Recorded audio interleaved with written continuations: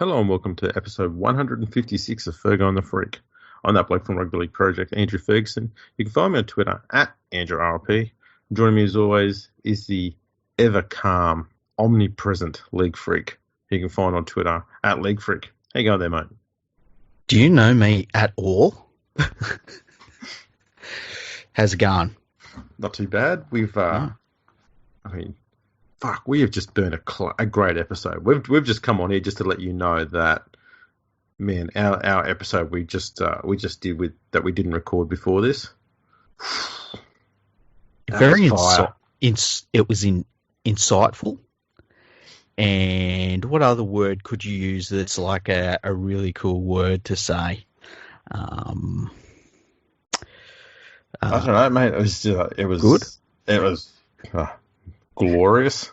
Glorious. I find everything that's described as glorious is the best of the best. I don't think I've ever used the word glorious in any episodes of this podcast. Yeah, I've said on here why I started calling myself the Glorious League Freak, haven't I? I don't think so. Oh, okay.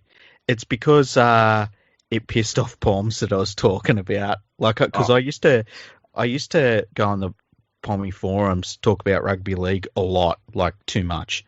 And I would call myself the League Freak to start off with. And I called myself League Freak, and then I'd get banned.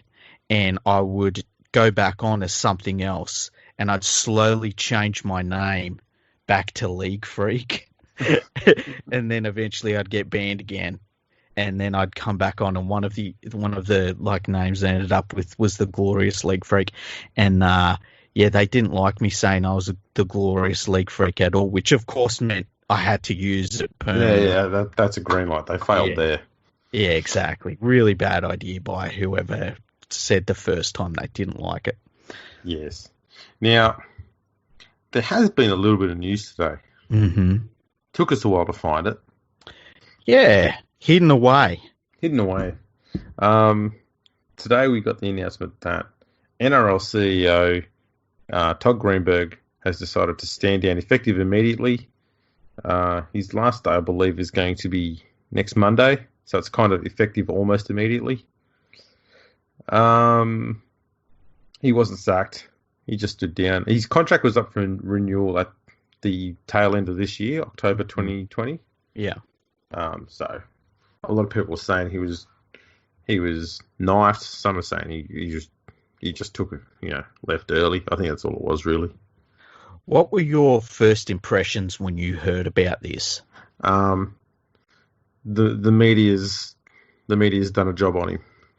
I was disappointed because I was hoping that Rugby League wouldn't do a Rugby League thing and push him out of the game because the media didn't want him there.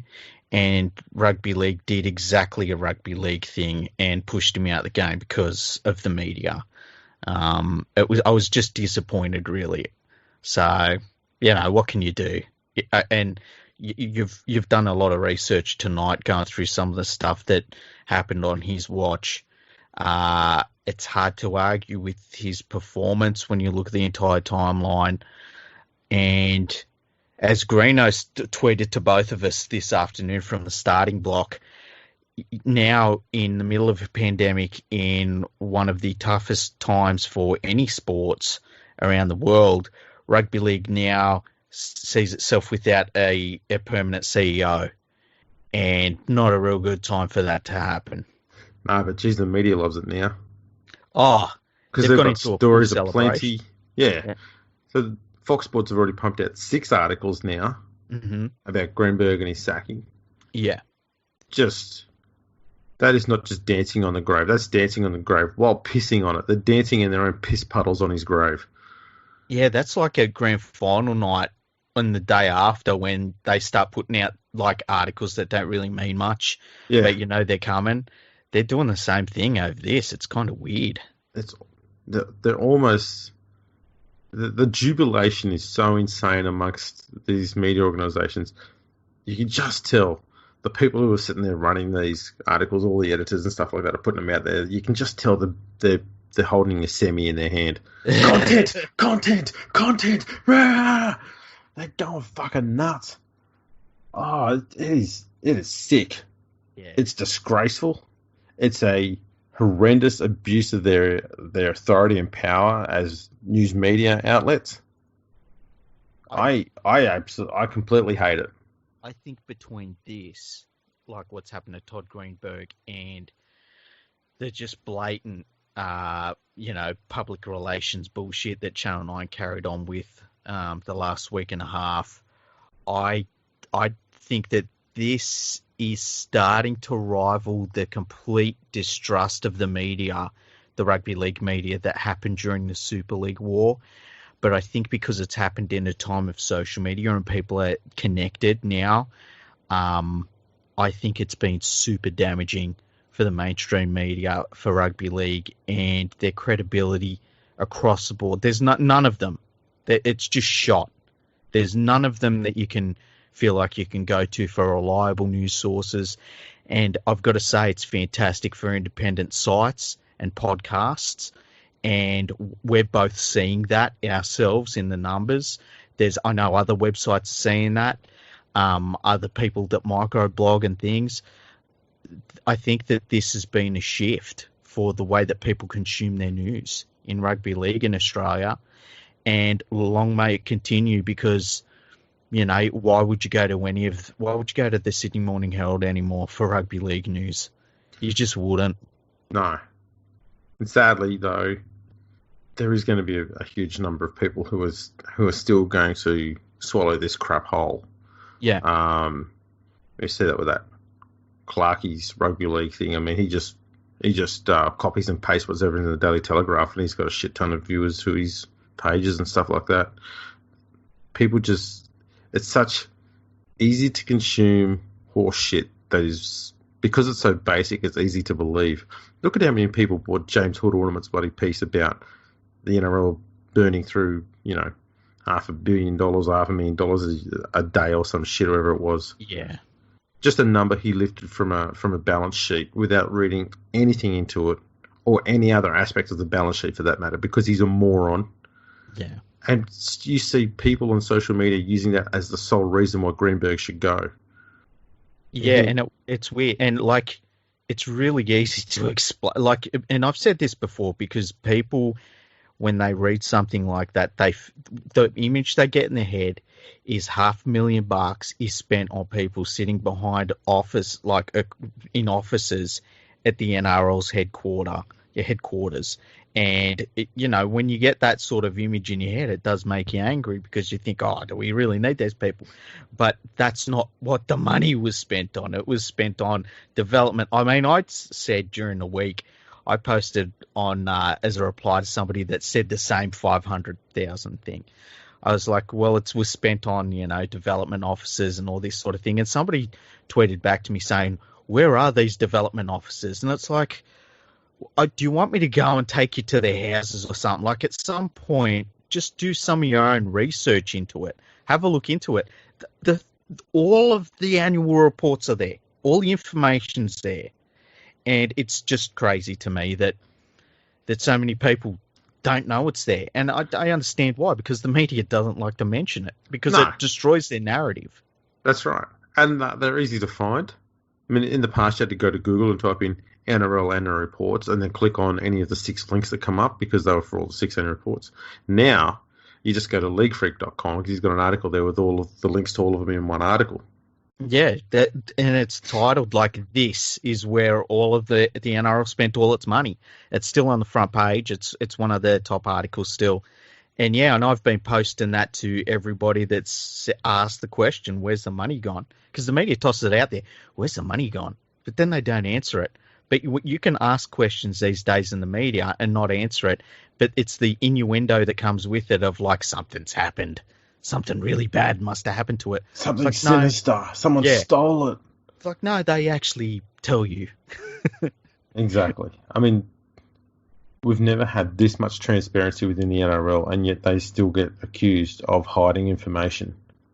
Yeah, it's very strange. It's sick. And it's funny, because the only reason that we're getting these annual reports from a certain point is because a media organisation in News Limited left the running of the game and it allowed the game to open its books and show what was going on. Before then, it wasn't allowed to because their media partner didn't want it.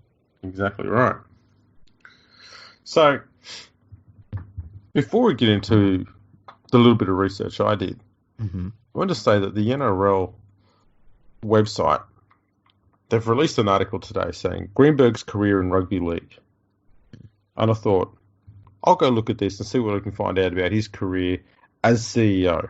Yeah. Because, I expect them to be balanced and, talk about him in a positive manner, given that he was, essential for a lot of these people getting their jobs and the media being the way it is in the NRL at the moment. And I'm talking about the NRL website, not the media who report on it from other places. He's got nothing to do with that crap. Yeah. So it goes through a whole heap of things that happened in his career up until he became CEO in 2016. And apparently only two things happened in the NRL under his watch since then, according to the NRL website. And what were they? The collective bargaining agreement in November 2017, and then him stepping down today. Nice. Well, there you go. How atrocious is that? And you don't even have to be sitting there being, fawning over him. Just report the facts.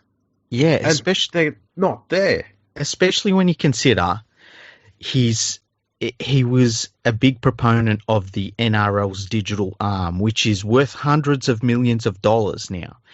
And they did a big recruitment push to get their own writers and stuff on board. And then those same writers just, kind of brush over it. Yeah, it's like, he was really great before he became CEO. Yeah. And just an absolute trash piece of article, a waste of time. So, NRL.com, I've gone to the effort of actually doing your job for you. Again.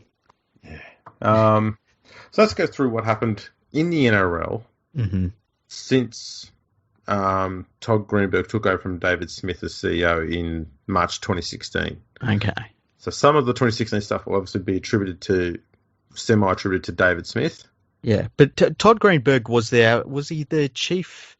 What was he? He wasn't the CEO. He was the chief operating officer, I believe. Yeah, he was pretty high up. So I think the last key thing he worked on before he became CEO was the abolishing of the shoulder charge. Yeah. I think it was just after a player up in Brisbane had passed away after copping a legal hit from the shoulder charge. Yeah, in the Brisbane competition, something, yeah. Yeah. So in 2016, record ratings on TV with 4 of the top 5 programs being rugby league games. Set up the new Sky New Zealand partnership, which helped boost the TV rights deal. 55% growth in sponsorship revenue. 327,000 NRL club and state members. Ball in play time increased by 97 minutes over the year, which is just massive. Yeah. Global governing body of the Year Award winner at the Beyond Sport Awards for the NRL's School to Work program. Brought in the bunker, and more Australians were following the NRL on Facebook than any other sporting code or team. You can already see right there that he started work on the digital side of the game.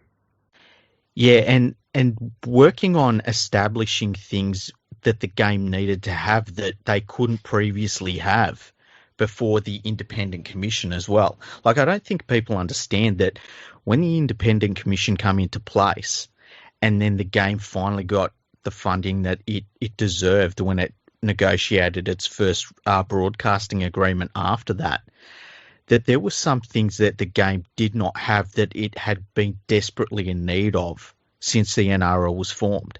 And so a lot of work has gone into rebuilding those things, and a lot of cost that's involved was to restart up basic stuff like that. Yeah. In 2017, a historic collective bargaining agreement made with the players, which was the best deal for the players in the history of the game.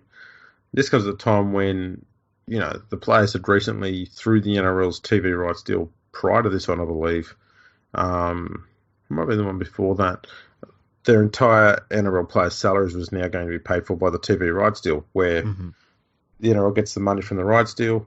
They pay each club the entire salary cap, which then goes and pays the players. So you don't have to worry about a club going bust and players being, without money like you got over in the Super League in England. The players will always get paid. Yeah, and the other thing that they did during that collective bargaining agreement is they upped the percentage that the players got out of the total income of the game, and they locked it in so that if the game earns more money, the players earn more money as well. If the game earns less money, they earn less money as well. And the players really, they got on board with that, which was really cool and they openly said at the time, I remember players saying at the time that it means that if players misbehave and it costs the game money, then they're financially accountable, directly accountable for that. So that was a very big step, as well as getting more money than they were getting before. I believe they ended up getting, one of the big things that come out of it was that their percentage was higher than the percentage AFL players got. Yeah. It's very generous. Very generous. And that's the thing. If one player does one bad thing that ruins the income of the game, it impacts the salaries, I guess, of every NRL player, at that time and into the future until, that money's brought back, I guess, and then increased upon. So it was a smart play. It was good to see the players jumped on board with that as well. Yeah. $2.3 billion committed to new rugby league stadia. I think some of that comes from state governments as well.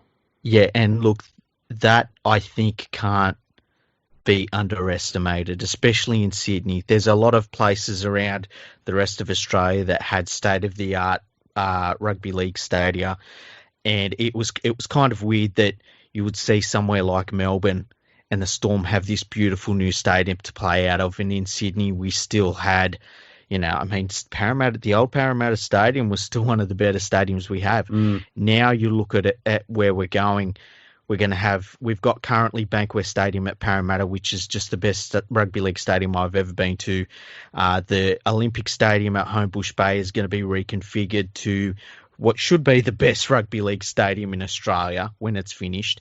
And you've got the SFS that they're redoing, which was a bit of a problem, and I think the NRL had to really give on that a little bit to get back in other areas, but they're still going to end up with 45,000 seat rugby league stadium in the middle of the CBD, basically. So, and on top of that, they committed to these stadiums, but at the same time didn't rule out trying to get upgrades for suburban grounds as well.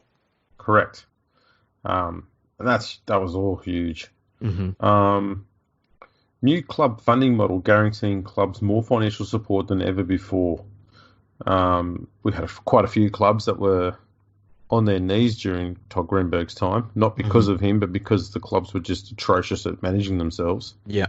Balmain got involved in a very, let's go with poor, shall we? Development plan in Rozelle where the old Balmain Leagues Club was, which eventually saw Balmain go broke, and they couldn't service their loans. They couldn't pay their way just in the West Tigers partnership, and so the NRL paid off their debts and stuff like that, and Balmain just had to pay them back, and that whole mess got sorted out. We had the drama with Newcastle. Yeah, they basically had to. They took over the Newcastle Knights, and you got to say they did a really good job at cleaning up the mess that was at Newcastle, because that was a disaster. Yeah, they did that in a pretty quick time when you think about it too. Yeah, they really did. And finding an owner for the Knights, and it being a local owner too, I think that was amazing how seamlessly they did that. And very important. Yeah. The Titans. Yeah, once again, when they stepped in there, the Titans are now a privately owned club. Unbelievable. And that could have been a really bad situation for them. A lot of people were saying that the Titans should be moved and all this. The NRL stuck solid, and it means that we've still got 3 teams in Queensland, which is important. Yeah. And we also had financial issues which threatened in varying degrees Manly, the Dragons, the Sharks. There could be more clubs. And while the NRL didn't have to bail them out to the same extent as the others that we mentioned, you got to say that the huge amount of money that comes to the clubs via the club grant has helped them ensure that those clubs do not fold. Definitely. And it's kind of, the fact that they got all the players are paid for, and then they got some more money on top of that in the club grants, and then you've got clubs that still folded, or not folded, but come pretty damn close, and then you had other clubs that needed loans and things like that. The mismanagement in clubland has been absolutely atrocious, and the NRL has had to, and they've done it pretty quietly as well, step in and fix situations on behalf of poorly run clubs for a big chunk of the league when you think about it. Show them how they should be running themselves.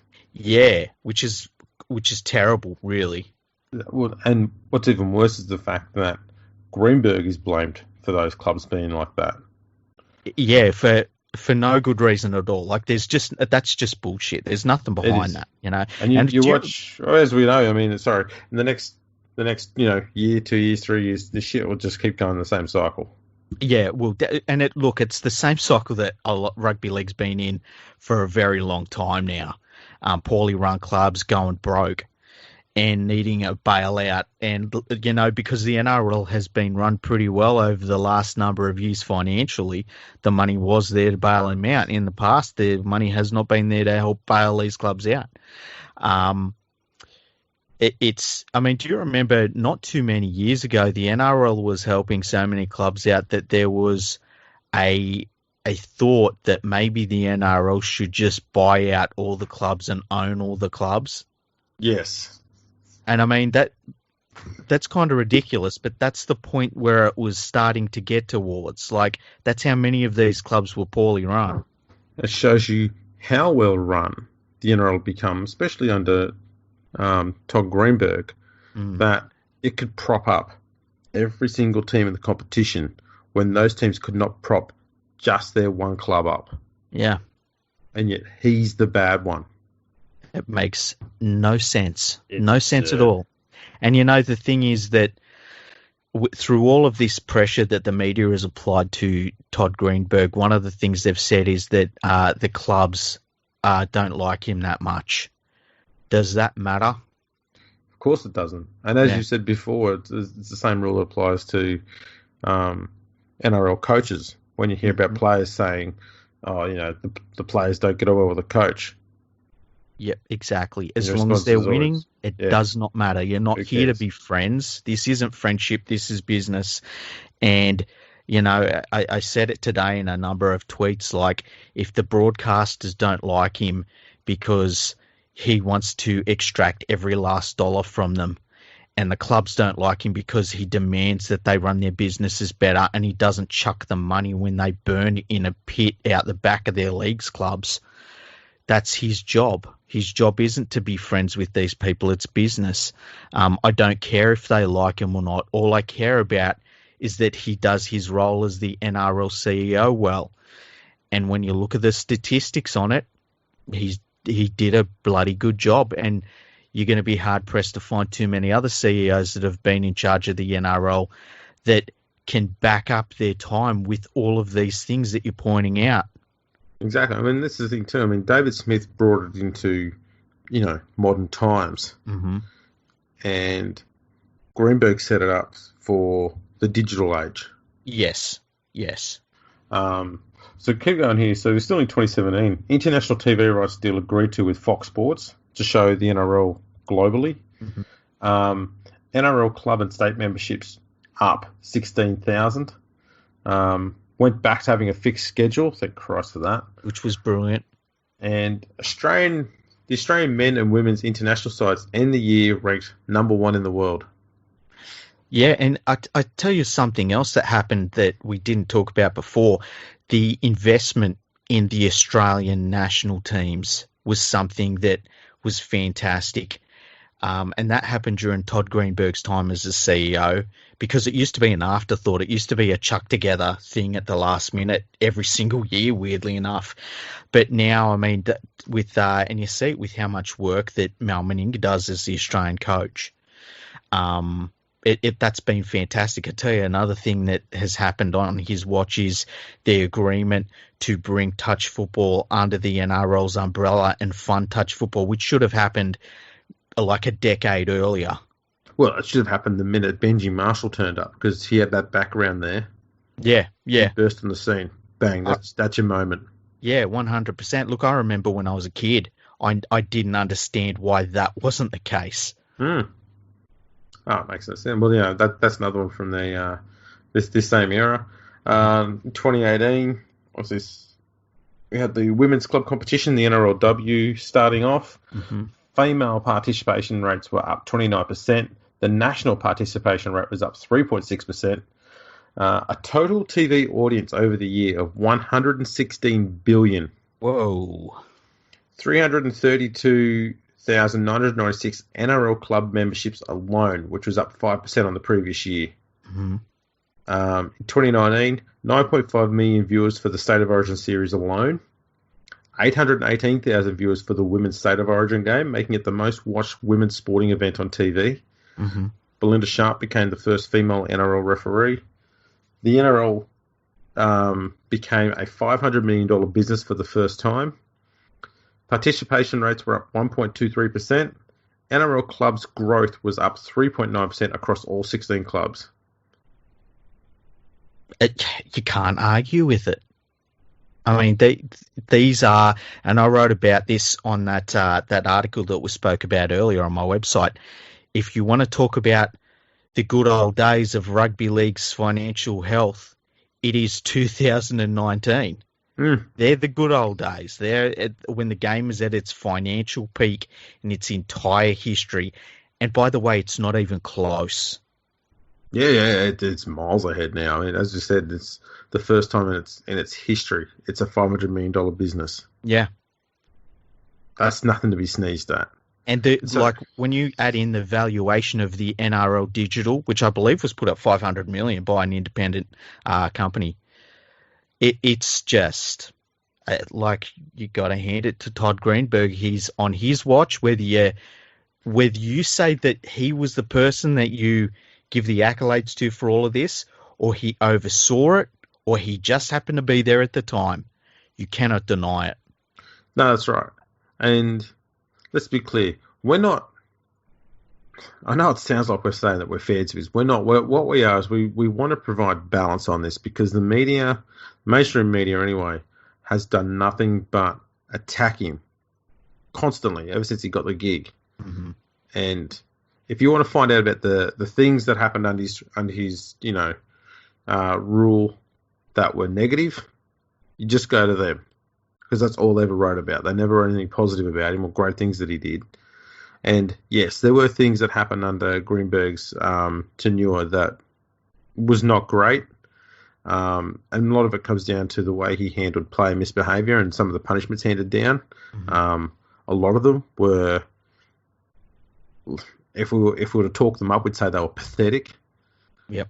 But again, if clubs were run better, he wouldn't have needed to stand in and hand down punishments in the first place because the clubs would be punishing these players properly. But they're not going to do that because they've got a vested interest in their players being on the field.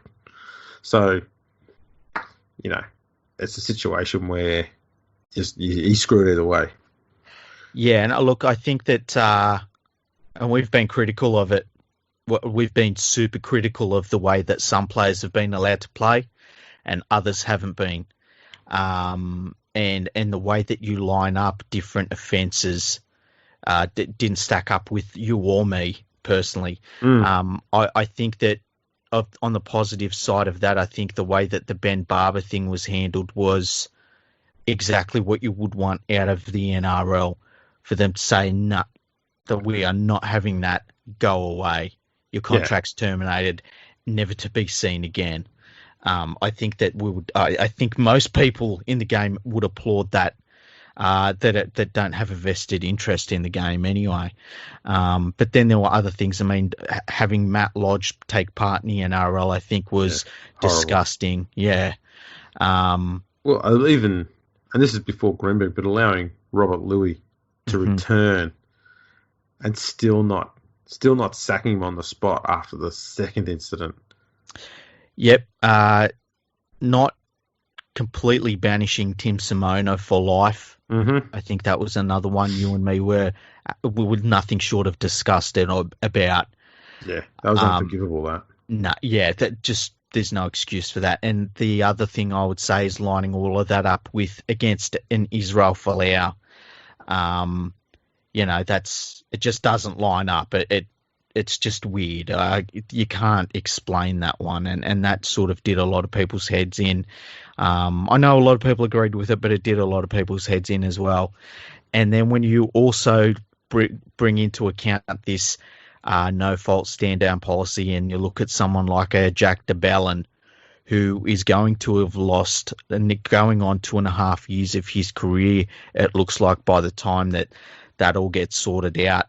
If it comes out that he's not guilty, I don't even know what to say about that. And look, we'll say it when it comes about, whatever happens, If it turns out he is guilty, then you'll be like, well, it was the right decision, I guess. But if it turns out he's not guilty, man, that will be one of the biggest mistakes I think the game has made in a very long time.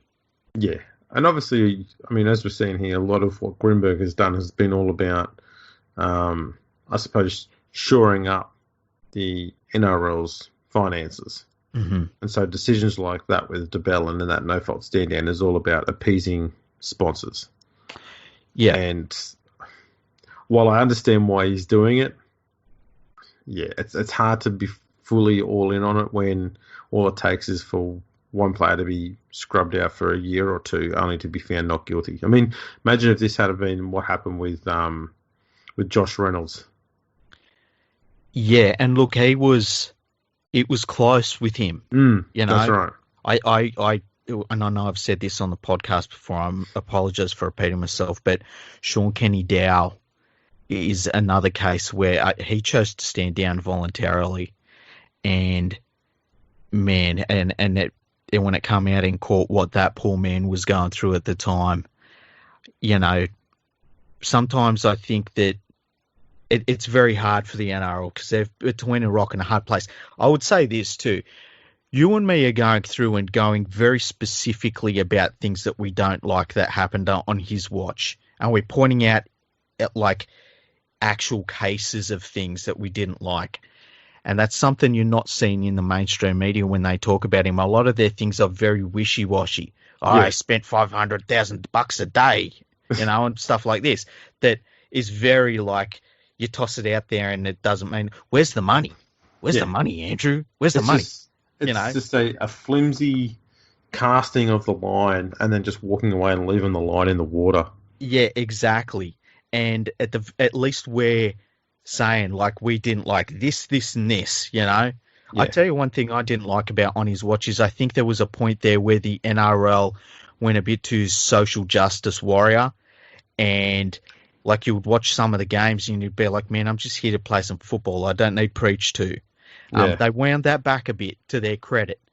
But at the same time, I thought there was some social issues that Todd Greenberg did take a stand on that were, I think, ahead of other sports. And I think that he should be commended for as well. Yeah, absolutely.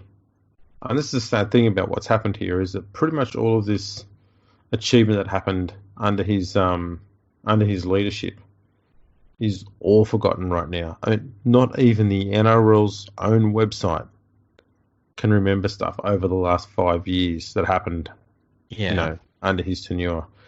That is gross. It is, yeah. And this is why we felt the need to come on here and talk, because, I mean, obviously if you've listened to more than, say, 5 episodes in a row, you've probably heard us rant about the NRL mainstream media. And there's probably a fair chance we'll get further into that later on in this episode. But when you see the campaign that they will run against someone purely for content, it's fucking disgraceful and sick. And this is a classic example of it, because we've seen it already this year. And it started with Fox Sports and James Hooper running that article about the $500,000 a day crap, and then while the News Limited mob were doing their usual slinging shit at Todd Greenberg, Channel 9 started theirs up, and Fox Sports went, oh, hang on, we might do the opposite of them. And so they started talking about other parts of the game and attacking Channel 9. And they're doing about face. It's all about them. They're trying to save their own ass. They don't give a fuck about anyone else in the process. Yeah, and I mean, when you just think about some of the attack pieces that have been, like the way that Latrell Mitchell was hounded. Like, and he's a young bloke, you know, and I'm not one to say, oh, he's a young bloke, and he had done nothing wrong. And the way that he just constantly got destroyed by people in the media, and it just become a feeding frenzy and really gross, and wasn't connected in any way with the reality of the situations that were going on. Fact. Yeah. And this is the thing is, I don't know if they realise it or not. They should, you know, but they do have the power to destroy someone's reputation with basically slanderous articles and lies and stuff like they did against Latrell Mitchell. And what's going to happen one day, if they're not careful, is they will pick on a target that is not mentally as strong as Latrell Mitchell. And that person may well attempt suicide or worse, be successful at it. Yeah. You watch those bastards. They will not apologise one iota. They will not change anything they do. No. And they need to realise that this is the authority they have now. The game is entertainment. It is media. You can't go out there and just slag off on someone's reputation just because you need fucking content. I think that there's a change coming for all of the media, the mainstream media anyway, because I really do. I think people have just had enough of it and they've turned on it. And I know we were talking about this a little bit before. When you go on Twitter, and I know Twitter isn't a gauge of what's happening in society, but you instead of seeing the overwhelming number of people saying, oh, well, you know, I believe this, everyone's questioning what they're reading and everyone's turning on it. And so you go to like Fox Sports articles that they post on Twitter and you look at the comments and you're still going to get, you know, 4 or 5 people that are like, oh, yeah, you know, blah, blah, blah. But the vast majority are like, this is trash. What are you doing? You know, some of the utter trash. Fox Sports has turned into the trashiest media outlet in Australia, and that's fucking saying something, man. And it's some also of the very disappointing garbage they're putting out. Because this time last year, you go to Fox Sports, and while you'd still get the occasional Inception articles, as we call them, you would basically just get sport news. Yeah. And now they will take anything that is even the most flimsiest link to sport they can. Classic example, that woman who was trying to, I won't say scam, although I just have, Josh Reynolds. Mm-hmm. There's a piece in there about how she was helping a couple get pregnant. Right, this is not sports news. No. She's not even a personality in the media. Furthermore, she does not need to have a media profile, and they're giving her one. How is it that someone who does something inherently bad is the sort of person who they go, we need to talk about this person more because that's apparently what people want to hear? Just because people may want to hear about it because they're perverse or they like to hate read about them, doesn't mean you need to report on it. No, I thought there was some reporting that was done about Sam Burgess at times over the last, 12 months that wasn't in the public interest. And that's apparently the line it's supposed to be, About his marriage. Yeah. And I thought that there was a lot of that was very gross. I hated that. I've never been a massive fan of Sam Burgess, but you know what? like him, I'm a father. And I hate the fact that some kid's going to not have their dad around 24/7, which they deserve to have around. And the fact the media saw that as an opportunity for content and didn't take the time to think, maybe we should just be a bit cautious about that and not run that story. It's not really that important.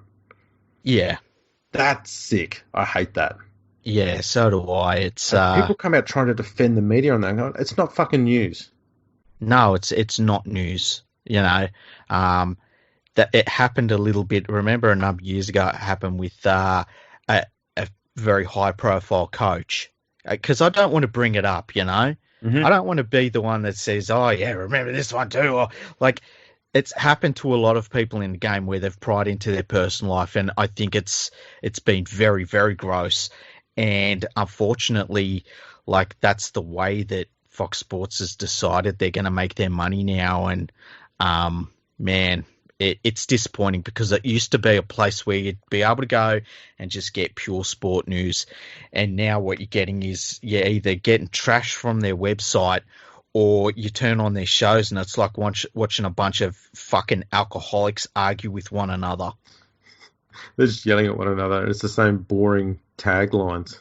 Yeah. $500,000 a day. What has he ever done? $500,000. You go, Jesus Christ, what is this? And it's just an echo chamber. Yeah. You know, they get this, it's just trash. I don't watch it. No, I used to, you know, probably for this show more than anything else, occasionally hate watch the NRL 360 show. Yeah. I have not watched a single episode of this NRL show they've got on at the moment this year. Not a single minute. And it's not even because of anything I've heard bad about it. I just don't want to anymore. You know what? I heard bad things about it and I chucked it on and I had it on for 10 minutes and it was just like the perfect storm of just garbage and I turned it off, didn't turn it back on again. And you know what? Long may they continue this stuff because for independent news sources and independent rugby league sites and outlets and podcasts, it is the best thing. Our numbers are going up. Our numbers are fantastic right now. And it's, you know, we're two dudes that just do our best. You know, it's not like we're spending all of these resources and spending massive amounts of time and stuff on stuff. Like, if we can do it, they can do it 100,000 times over. You know, and there is a difference. There is a difference, though, between NRL podcasts, doesn't matter which they are, including ours, and Fox Sports. And what would that be? We love the game. Yeah, that's true. We don't whinge about it 24/7. No, we, as people know, listen to all of the 150 odd episodes of this. We whinge about the media. Yeah, really, really badly, but fuck it, they deserve it. Bloody oath they do. Bloody oath they do. Oh no, it's so. I did make a tweet about today saying this is just a start. There's going to be so much content about this. Mm-hmm. There'll be articles about who Greenberg's replacement will be, why he had to go, all the other bad things about him and everything else he did wrong. We've already seen people in social media, you know, taking the bait and saying that he's the worst CEO the game's ever had. So dumb. I went, have you not heard of David Gallop? Seriously? How do they come to that conclusion? The worst we've ever had? Yeah, fuck. Seriously. You know, I think, and it's the sort of destruction that happens after every one of them leaves. Like they did it to David Moffat. They did it to David Gallop. They did it to Smith. They've done it to Greenberg. You know, they'll do it to the next guy when he leaves, or girl, whoever it is. Can I say girl? Oh, maybe I should say woman instead of girl. Yeah. Well, that's the thing. It doesn't. This is the problem. Okay. Two things are going to happen here. Mm-hmm. Either, and if Flanders is smart and wants to act in the best interest of the game, he will come out and say, whether it's fact or not, doesn't matter. He will come out and say that he will personally hire the next NRL CEO. And the reason why that would be a good move is because we've seen how much the media loves pulling his dick. Yeah. And if he comes out and says, I'm hiring the next CEO and it's going to be Dead Possum over here, they're going to go, fucking Dead Possum's awesome. Like everything Dead Possum does is fantastic. He's never done a foot wrong. Dead Possum is fantastic. Yeah. You know what? You get used to the smell. Exactly. It comes across as stop being an odor. It starts becoming a bit of an aroma Yeah, it's like that's the smell of hard work happening. and success. Yeah, Like when I think of success, I think dead possum. exactly. And you just know the media would lap it up. They'd love it. They'd be all mad for dead possum because they're that stupid. They do that. Mhm. But the problem we've also got is Peter V'landys does like to pay very close attention to the Daily Telegraph. And so if they put forward dead possum, and dead possum is clearly a bad option, he will go, well, Daily Telegraph reckons dead possum. I might just go hire that. Dead possum would need to be a rugby league dead possum though, because you know the funny thing is when and you go through it right since the NRL come into place. So he had David Moffat. Okay, now he come across from rugby union in New Zealand, and they wanted him to change things a little bit, and he didn't wear a tie. I don't know if you've heard that before, Andrew. Didn't wear a tie. Didn't wear a tie. I do remember that. It was blasphemous. It really was. Apparently, all these fucking alcoholic dickheads, big on ties. Who knew? And so he wasn't right. And then Super League's lawyer has to take over because no one else wants the fucking job because it's a shit job, right? Yeah. So Super League's lawyer takes over. Funnily enough, is in place for longer than anybody has been, right? He does the job, and then he leaves, goes and takes over soccer. And then what we need is somebody that is rugby league. But they get in this investment banker who wants to change this business into a business. But he wasn't rugby league enough, you know. Yeah, he got players' names wrong. Yeah, I know he changed the turnover over the entire game. He called him Benji Barber. Yeah, that's all you need to remember about David Smith. Not all the great stuff he did as a businessman. He said Benji Barber. What a fucking idiot. Yeah, you don't want to look at the corporate restructure he did. That's beside the point. For a CEO, that's not his job. No, his job. This is the thing I find funny, and I remember saying this an awful lot when people were having a go at former Peter Beattie. Yeah, people saying, "Oh, he's an idiot. He doesn't know anything about rugby league." And going, "It's not his fucking job to know about it. That's what I'm here for." Yeah, exactly. If you needed someone who knows about rugby league and its history and stuff like that to run the game, then David Middleton and Ian Heads would be running the NRL, and they'd be doing it until they die. Yeah, exactly. Just because they know about the history of the game does not mean that they are good people when it comes to running a business. And the preeminent rugby league historian in Australia, which is Andrew Ferguson. Because of my youth comparative to theirs, I'll just be the last one standing at some point. And then I'll be the premier because I'm the only one left. Hey, jobs for the boys. Just remember, jobs for the boys, all right? It's a waiting game. Yeah, you're just waiting them out.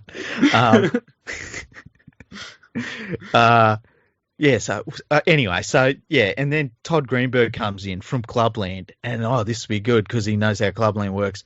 But nah, it's not him either. And so some of the names that have been put forward go from the utterly ridiculous to to not bad, but it makes you wonder who's going to take over this role because this is a shit job.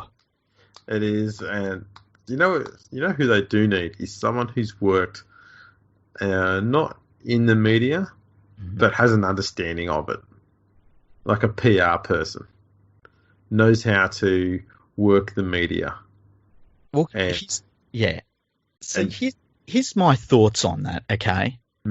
You could get a patsy and put them in place. Now, here's the funny thing. The people that are saying to get a Phil Gould in, Phil Gould is not qualified in any sense to be the NRL CEO. Like, not even close. No. To his credit, I think he would say the same thing, right? But if he did end up in the job, he would be a patsy. He would be somebody that they'd basically roll out in a cart, sit in front of the media, and let them have their, pound of flesh while he says whatever the fuck he says. But his job wouldn't be to be the CEO. It'd just be to be a face, okay? Yeah. So you can go down that road. you can go down the road of putting in place a CEO of a sport and entertainment. You know, at this point, it's an industry, and Yeah, that's the way I would go. And if Peter V'landys obviously wants to be the face of the game, and I've always said we need a dictator in place. We don't need it run by a committee, which I think at times Todd Greenberg did too much. And if that's the way he wants to go, fine, let's do that. Let's go all out. So put in a CEO in place, a businessman or woman or whatever, and have them be a CEO and out of the spotlight. I'd be happy for that to happen. How about you? yeah. I'm generally okay with anyone who comes in at CEO job and they're doing more good than bad, Yeah. because you're never going to do everything right. As much as Paul Kent might disagree, because he thinks that, you know, Peter V'landys gave birth to God. Yeah. He didn't. Yeah, you're going to do things which you're not going to be able to please everyone all the time. No. There's going to be decisions that have to be made that are not going to make everyone happy. Mm-hmm. The problem we've got at the moment is the media have essentially shown that they've got more power than Todd Greenberg or the NRL CEO, because they've got rid of someone there. Essentially, that's what's happened. The NRL can't go and bow down to the media's pressure again here and hire someone who the media wants in there. Mm-hmm. At the same time, they also can't go and hire someone who will just be a scapegoat to the media as well. And this is why I think they need to get someone who's going to be a lot stronger with the media. And the biggest failing I had with Todd Greenberg is whenever the media came out and they ran utter bullshit stories, which got proven utterly bullshit very quickly, instead of trying to be democratic about it all and answering the questions and trying to be, have a good face and stuff like that and be the bigger man sort of thing, Rugby League needs to start cracking down on these people and say, you know what, if you want to report on this game and have accreditation as a journalist, then you need to do your job better. Otherwise, we're not going to give you any accreditation at all. Yeah, and start cracking down on them and say, right, this you need to get better at what you do, mm-hmm. and force them to be better at reporting on the game instead of this utter fucking shit that gets put out. What we've seen at Fox Sports with their news in the last 12 months is the most rapid decline in media integrity I've seen anywhere. Mm-hmm. It's obscene. Yeah, it really is. Yeah, look, I would agree with everything you've just said there. And there were times that you kind of wanted Todd Greenberg to come out, and he was too much of a politician to do it, you know. Trying to keep everyone happy. You just can't. No. I would love for an NRL CEO to be really strong in that area and come out and say, you know what, I read an article today by XYZ. They were wrong, and I'm going to tell you why they were wrong. You know, and go with it. Now, the media wouldn't like that. I don't care. No. My interest isn't in the media. My interest is in rugby league. And for rugby league to be strong, it needs to be strong. You know, and you can't be strong by placating people that are attacking you all the time and hoping that they'll like you. The media is never going to like the people in the game, you know, because the media are outsiders. They are absolute outsiders. No one in the media is an insider in rugby league, as much as they like to try and tell you. And so there's always going to be this thing where they don't like people within the game because they're doing something they wanted to do and couldn't. You know? Yeah, because they're not capable. Yeah, exactly. So, you know, I would love to see that from a CEO. I don't have anyone in mind for the job. Have you got someone? No, I don't have anyone in mind. Mostly because I haven't thought that much about it. But at this stage, I can't think of anyone that comes off the top of my head who'd be able to do that, other than probably, you know, some sort of strict politician. Like, imagine if, say, Paul Keating became the next NRL CEO. For me, that would be entertaining. That would be pretty interesting. I'm not a big fan of Paul Keaton, but that would be entertaining. What about, I think the best person for the role would be Dana White from the UFC. Yeah. Yeah. Can you imagine him just telling journalists that they're a fucking jerk? Things like that. It'd be great. I would love that. Or Vince McMahon. Not that he'd be boisterous against the media, but he'd just come out and look at a journalist, ask a stupid question and says, "How much are you getting paid?" I just worked it out. Right. I just worked it out. Can't have him for 4 years. Right. But in 4 years' time, he's going to be ready. Can you imagine Donald Trump as a CEO? Did you see that thing he did the other day where he was talking to the head of the CDC, I believe it was, and he's talking about journalists? He asks her a question, and he's talking about social distancing with the journalists, and he's saying, there's a lot of angry journalists here. There's a lot more angry ones outside. They can't come in because we've got to have them socially distanced in here, but there's a lot of them outside that don't like me, and they're very angry all the time. Well, do you ever see a time where they'll all be sitting in here on top of each other once again, always being angry? But do you ever think we'll see that in a time? And like the lady from the CDC, she just tries to get around the question, and he looks back at one of his people and just smiles, and this guy smiles back, and it's like just the ultimate troll. I tell you what, Donald Trump, he would be the best CEO. He would call out the media. It would be the most entertaining. I would watch that ahead of like that West Tigers versus Penrith Panthers game we were talking about. Oh man, it took me 2 weeks to get the pens out of my eyes after that game. That was so bad. That's the worst 2 points Penrith have ever earned. That game was just hell. It was hell. Oh man, that was bad. Well, we called the last episode the purge. I think we've had a pretty good purge on this one. Yeah, and that's all we're doing now is purging. Just purging, yeah. It's kind of strange that we put out an episode, what was it, 3 or 4 episodes ago, saying Todd Greenberg is doing a very good job, and then this one is going to be Todd Greenberg was sacked, basically, yeah. Well, no, I did the same thing today. People were talking about how, was it Channel 9 said that Peter V'landys went and met with the broadcasters alone, and that was somehow a sign that V'landys had no faith in Todd Greenberg. Yeah. And I made a tweet this morning showing that, no, V'landys is just doing his job as per the ARLC guidelines, which I provided in the tweet. Mm-hmm. And then I go and do my work, and I come back, 8 hours later, whatever it was, and find out that Greenberg's been sacked. I'm like, oh, fuck me, what's this shit? It was there was just a disappointment. It's like, oh, rugby league. You did the rugby league thing. Yeah. Ugh. God damn. I wonder what Todd Greenberg does now. Well, the Daily Telegraph's already got photos of going to the gym and then going and having a beer afterwards. So now they're just following him around everywhere. Yeah. That'll be more content. Yeah. Fucking snakes. And now the NRL Chief Commercial Officer, Andrew Abdo, is going to take over as acting CEO.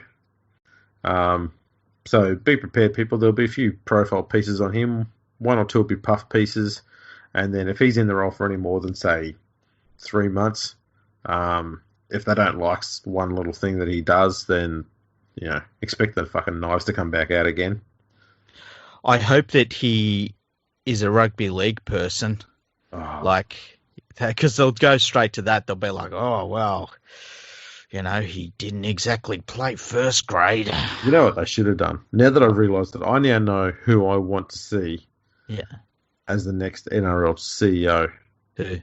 I don't know his name. But you're going to know who it is when I describe him to you. Okay. He's on the ARLC and he wears 2 watches. Oh. I don't know that the game is ready to have all of its revenue streams and everything when they put it on a chart to look like a COVID-19 chart. Just boom, straight to the moon, you know what I mean? Just everything going straight up. and this guy's here and he's got his 2 watches and his pimp suit and his hair's just like fluffed up and looking beautiful. I don't think their game is ready for that sort of international expansion that he would bring. He's Dr. Gary Weiss. Yep, that's it. Maybe it's Vice. I don't know. It's whatever he wants to be called. Man, that man is hardcore. I'm not even dissing him. I think that this guy should just run the NRL. He could do the whole lot. He could merge the NRL and the RLC. He could run every fucking sport in the country. Let's be honest. He's got 2 watches. He's good for time zones between Queensland and New South Wales when the, daylight saving kicks in. Yeah, exactly. He's ready to rock and roll right now. I could just imagine him just walking into the office. What he would do is he would walk in, he would point to the corner office and say, "That one, I want that in 5 minutes." And then he'd go in, he'd sit back, put his feet up, light a cigar, and he'd just, press the thing for his secretary to come in, and he'd say, "Here's what I'm doing." And then it would begin. The game would just go into this rush of expansion and greatness. And magnificence. Yeah. The thing I like about him is the watch he uses for himself. Mm. It's a crappy thing. It's just a crappy Casio watch with the plastic strap on it. Doesn't care. And then he's just got a proper dress watch, which is for everyone else. Yeah, and it's a dress watch too. It's like classy and expensive. It's not like somebody else at the NRL who got himself a Guido watch. Yeah, Dr. Gary, he's just out there going, "I'm wearing this watch here just for you people. Yeah, I don't need it. This is for you. This is I've already got the time. Yeah. I'm not even looking at this watch over here. This is just so you know that I know that you know." Exactly. He's all action. Yeah. I found his bio. Should we go through it? Yeah, go for it. Dr. Weiss AM holds the degrees of honours with distinction from Victoria Uni of Wellington, New Zealand, as well as a Doctor of Judicial Science from Cornell University, New York, US. Has extensive international business experience and has been involved in numerous cross-border mergers and acquisitions. Chairman of Ridley Corporation, Executive Director of Ariadne Australia, and a Director of Ardent Leisure Limited, Premier Investments Limited, Estia Health Limited, Thorny Opportunities Limited, Propac Packaging Limited, the Straits Trading Company Limited in Singapore, the Victor Chang Cardiac Research Institute, and the Centre for Independent Studies. That's how busy this man is. They left out one thing too. Mm. He's a pimp. He's a damn pimp. He's pimping it all day. Now, do you want to look at some of the things that he's done in the past? Mm-hmm. Chairman of Clearview Wealth Limited from July 2013 until May 2016, and of Coates PLC from 2003 until April 2012. Executive Director of Guinness Peat Group PLC from 1990 until April 2011. And has held directorships of numerous companies including Westfield Group, Tower Australia, Australian Wealth Management Limited, Tyndall Australia as Deputy Chairman, Joe White Maltings as Chairman, Whitlam Turnbull and Co., and Industrial Equity Limited. Dr. Weiss was also Director of the Brisbane Broncos, and he was a member of the Roosters Chairman's Club for the past 2.5 years. He's a rugby league man. I feel like we can't afford him. Don't you? He is phenomenal. I hate the fact that he might actually we might lose him because he gets, they've got a set time limit in the RLC. We need to make this man CEO. Make him CEO right now. Yeah, I'm him. It's him. It's got to be him. Yeah, we're going to call Dr. Weiss. You need to be the CEO. Yeah, we know you can do it. We know you can do it standing on your ear, right? You definitely can do it with your feet up on the desk. Like, you're the man to lead the game as a CEO. Please do it. We would love that. And wear 2 watches. You have to wear your 2 watches, though. I'd even recommend that he tries to go to 3 on each arm. That would be amazing. That would be so good. Occasionally rotate them. here's the thing, right? If he does step into the role, I am willing to buy him because he's got his 2 watches, right? And you were saying it's for time zones. He sets one to like, New Zealand time. Yeah. One to Australian Eastern Standard Time or Daylight Saving Time, depending on what one we're going to. Well, one watch for each. Yeah, I will get him a sundial so that he also has the time zone for Brisbane. Because it's got to be something like that. It's got to be like a stone tablet. It's got to be something that's like, ancient. Yes, exactly. He'd probably even need a Stonehenge so he can tell where the winter solstice is. Yeah, up in Queensland. I'll get him. I'll literally buy one for him, and I'll drive to the NRL's headquarters, and it's a gift. It's not. I don't want anything back, and we'll record it. Absolutely. You know what else I'd give him? I'd give him Graham Annesley's Rolex. Okay, here's a question, right? Gun to your head. Yeah. Is it real? Annesley's one? Yeah. Shit, no. Yeah, I'm saying no as well. He probably went on a holiday over to Vietnam or something like that and bought it in a market for about $12. It's a Rolex. It's a Polex. Yeah. Oh, geez. You just know that's going to be the case. Yeah. Yeah. How is it that Greenberg gets the sack, but Annesley's still there? That's the worst thing in this whole story. Okay, here's what I think that he's next. He has to be. Oh, he's got to be. He is so tiresome. Yeah. Okay, so we've got Dr. Gary Weiss is going to come in as new CEO. I mean, this is a star-studded cast already. We've only hired one person. Yeah, I'm liking it. Who should we get to replace Annesley? What's the role that he has? Wanker. No, operations? Yeah, it's something like that. COO? Yeah. Yeah, something like that. Who would be a good COO? Well, it's got to be a rugby league person. Yeah, got to be a rugby league person. That's first and foremost. Yeah. Who is someone that has no connection with rugby league? You do know, another bit of news, is that rugby union's on its death knell. Yeah. Maybe Raylene Castle could be operations. Oh, my goodness. Because she's got no involvement with rugby league whatsoever and never has. No, she's never had anything to do with rugby league. No. Yeah, can you imagine how crazy people would go? I would go nuts. That would be the worst. Like, I mean, people have heard me rant. If she come in, I'd need to say, Andrew, just give me an hour. I have something to say. You know what? I've just thought of a great nominee for this operations person. Yeah. Purely for content for our program. Yeah. For our podcast. Matthew Elliott. Did you see what I put today? No, what did you do? So apparently Matthew Elliott went on ABC Grandstand and said something about how the AFL was run so much better than rugby league than the NRL.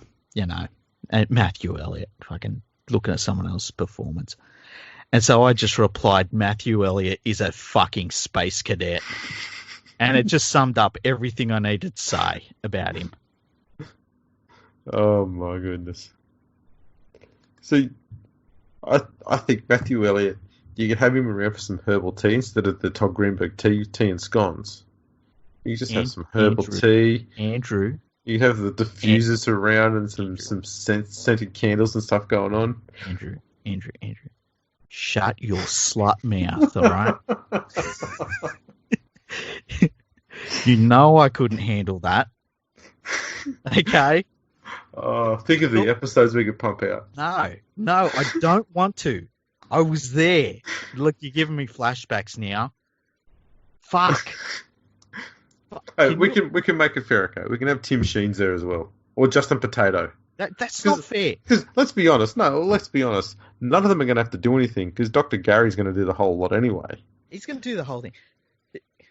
These are just there for. These are just people that we can have there so we can abuse them because there's not going to be anything to complain about with the rugby league with Dr. Gary there.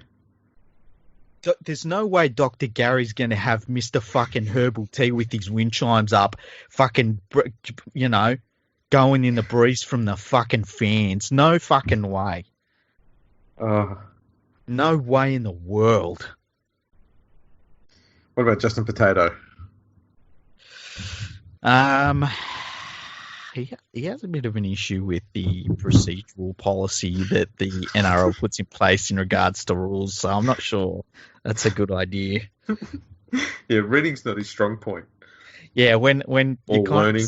When you're saying like, no, this is under the rules, and the NRL goes, no, it's not. And he says, yeah, it is, and they've got to go, no, it really isn't. Yeah, we wrote the rules. Yeah. Dude, that would be entertaining. Anyway, who would be the worst person to put in charge apart from Phil Gould and Raylene Castle? Yeah, Peter Doust. Ooh, that's a good one, eh? Benny Elias. You win. Next question. You win. Next question. Well, I was going to say we've got a few. You said we've got a few emails. I've also got a comment here from on our Facebook page. Oh, yeah. Tell us the comment. Yeah, Jack Isaacson. He said, hey, fellas, just discovered the pod this season. Love your stuff. It's quite refreshing and hope you keep up the pace. I eat multiple potties a week. It's fucking fantastic while I'm guarding. Makes work a lot easier. Right balance of knowledge and humour. Oh, that's very nice. We try our best, hey? Yeah, we do. Yeah. We got an email. We got a couple of them, actually, from Sam Bayliss. Bartram 13. Yep. He's a big supporter of the podcast and everything we do, really. He said, hi, guys. Get some merch started. I'd buy a shirt, hat, or a hoodie, even a stubby holder. And he said, a game from the past I'd like to see is from 1996 preliminaries, the preliminary final between Saints and North Sydney. Saints won 29 points to 12. Two of my favourites, Bartram and Mundine, scored. Looking forward to Teams of the Decade episodes and more history. She said, thanks, fellas, Sam. Nice. So, yeah, that's... I don't remember that game. Do you remember that game? Nah. Yeah, I don't remember that one. We need to get some merch going, hey? Yeah. Yeah, we'll sort that out. We've been going to sort that out now for just over 12 months. Let's be honest. When we've said we, I floated the idea to you, and I pretty much offered to do none of it. Yeah, but then I said, don't worry, I'll sort out the way it looks, and I didn't really do much with it. No, it's merch. Yeah, we'll work on that. What do you reckon? Well, yeah, we'll get some merch going. I would like some merch. We might even do a bit of social media stuff on there and float some design ideas. Should we do that? Yeah, that's an idea. Maybe get some people to... It might help to get other people to do it for us. There's a problem, though. My followers are fucking dickheads. I will do it on the podcast one. Okay. Yeah, because my followers are a bunch of fucking psychopaths. Okay, so Samuel sent us a second email, and he said, hi, guys. If all crime was legal for 12 hours, what would you guys do? Thanks, Sam. That's after the Purge podcast. You know, like the movie The Purge? Oh, yes. Yeah, so what would you do if all crime was legal for 12 hours? Oh, that's a tough one. I don't know. I dare say rob a bank or something. I would speed in the car, I mean. Yeah. I would shop with plastic bags. Mate. What else? I thought I knew you. You're an animal. I know. This changes everything. See, I thought I'd be reasonable and just rob a bank. You're going to go shopping with plastic bags. Fuck. Yeah. You environmental vandal, you. I know, right? I don't know. The big one would be speeding. Hey, how weird's that? Is that weird? Don't know if it's weird. I think it's just a bit. You could probably do it now and not get caught. You get caught. I know. Depends on your driver. Like if you've got like a 1989 Suzuki Swift, you're not going to do any speeding in a hurry in that thing. I don't drive one of those. I drive a proper donk. Yeah, I know it's not probably the answers that you're after, Bartram 13, but I mean, come on, what are we supposed to say here? Yeah, we're not going to give away all of our plans. Yeah. Imagine if one of us had been like, you know what I would do? I would manufacture large quantities of MDMA. That'd be great. Like, it'd be so weird. If one of us had something specific that was like, I'd do that. And then 5 days later, it turns up in the news. Yeah, exactly. just happened to get raided. Wouldn't that be weird? That would be bad. Well, there you go. That was some good feedback there. Yeah. So thank you for that. We also got another email. Oh man, it's gone nuts. Yeah. We got another email from Andy, but that was more for us. And, yeah, I just wanted to say thanks to Andy for sending that to us because he sent us a really long email with some suggestions and things like that. So thank you for that, Andy. Can I just say, Andy too? He's one of the greatest humans alive. He donates to both of us on Patreon. Absolute legend. Thanks for your support, mate. We'll keep doing whatever we can to keep you happy. Yeah, and like, I can't believe, like, I've got 5 people on Patreon, including Andy, and I can't believe it. I really can't believe it. Like, it's incredible. Good stuff, man. Good stuff. Yeah. And how can people find your Patreon page? Go to patreon.com/League Freak, no spaces, and you'll find my one. You go in there and you can get on one of the tiers and pay from as little as $3 a month on there, I believe. Yeah, I put the tiers at $3, $5, and $10, so they're all really cheap. There's no differences between them really at this stage. I actually put up a thing. I put up the first post since I opened it up, talking about basically my aim has always been to give people something they don't get out of the mainstream media to a certain extent. And facts. Yeah, exactly. Nice. So thank you to everybody that signed up for that already. That's just amazing. Yeah, fantastic work, people. How do they get yours? Yeah, go to patreon.com rugby league or RL Project /RL Project, I should say. And I've got to put some posts and stuff on there. Been doing a bit of sneaky work on one of the New South Wales Rugby League seasons from the past in the last week. So I might have that finished by next week. Oh, nice. So I'll be making an announcement on the Patreon about that, and look up on the socials as well. So keep an eye out for that. That's very cool. Yeah. I'll be looking forward to seeing that one. That's awesome. Yeah, another season done. Nice. So we've done up to, I think I've done from 1908 to 1945 in the New South Wales Rugby League season. Mm-hmm. And then every year since 1977 has also been done on there. Mm-hmm. I've just got the 46 to 76 gap left to do. So yeah, that's pretty much what I'm working on at the moment. I'll get those done, and only 30 years left there. Yeah, that's pretty amazing. It's wow, and then you finished. Then I finished that little bit. That. Yeah. Then we move on to the next little bit, and then we try and get the English stuff in there. Oh man, we've also acquired quite a lot more English data. So I now have the lineups, the scorers, and the results from every English game since 1895. Mm-hmm. But they're all handwritten documents, so gotta get it digitized. You busy at the moment, Freaky?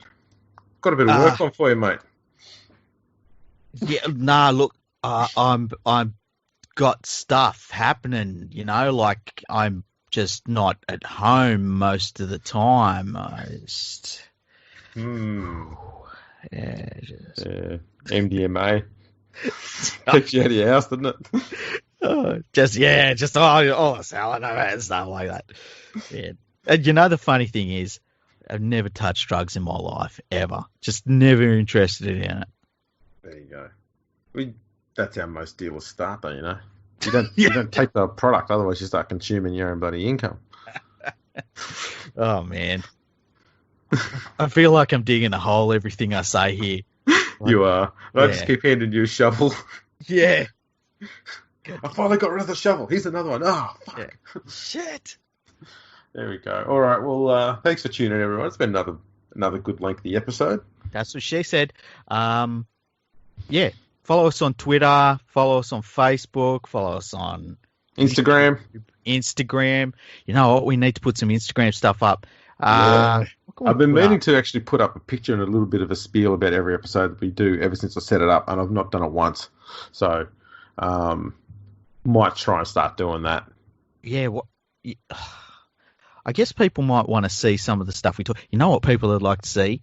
The knife that you sliced off part of your anatomy with last episode? Maybe put a picture of that up. I reckon people want to see weird shit like that. I can do that. I was playing with a cricket ball tonight. Oh, were you? Yeah, it was the one that I got. One of many that I got given to me when I got man of the match in a game, because I was actually quite a good cricketer when I was younger. Oh, nice. Excellent. Were you shining it? Like, shining it? No, it's just tossing it from hand to hand. Yeah, sometimes when we're doing a podcast, I'm tossing it too. Yeah. I know. I've seen the footage. Oh, yeah. It's impressive. Ah, thank you. It is as impressive as Dr. Gary's 2 watches. That's what she said. And on that note, thanks for tuning in, everyone. We'll catch you all the next time.